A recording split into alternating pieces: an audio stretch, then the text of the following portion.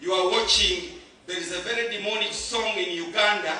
I don't even think anyone who watches that song will ever be successful. The song is so stupid. The song is, I'm going to remember it in a minute. HOOZAMBE! HOOZAMBE! Thank you, Pastor, thank you. The song is HOOZAMBE! That song. Ababadde bagamba mbu Ozambe teyasoma kati Ozambe fresh graduate. Mwana wattu okusinzira ku speech omukulu gye yakoze ku matikkira g'abaana n'aleeta erinnya ly'Ozambe. Ozambe ffe baatugamba kirala kati ate batulaga mbu ate Ozambe kirala nnyo.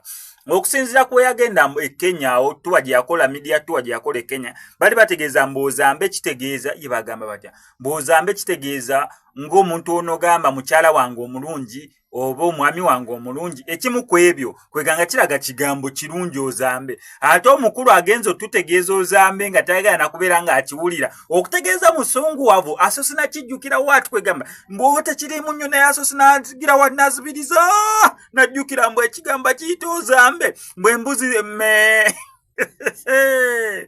ka video kangako okuba gye katandikira paka gye kagwera osobola okubeera ng'okeerabirako naye Ozambe kyabakoze ate ng'era agisebugwawo avuddeyo okubeera ng'akunaazaako ennaku gwe wenna ayita mu kusoomozebwa okw'enjawulo ng'akulombera edduwa olina bizibu bya bizinensi onoonya mulimu visa relationship ebizibu byonna eby'enjawulo ajja sobola bulungi nnyo okubeera ng'akulombera edduwa ng'omukubirako ku nnamba yeeyo ey'essimu mukwatagane.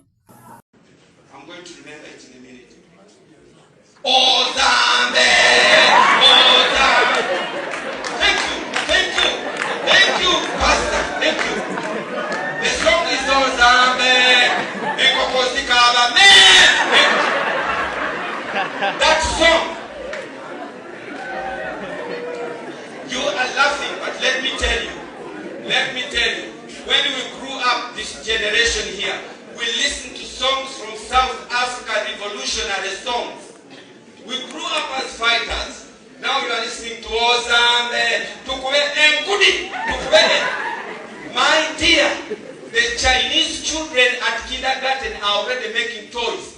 These gowns are designed by senior 1 students or even P7 students. And you are singing, HOOZAMBE,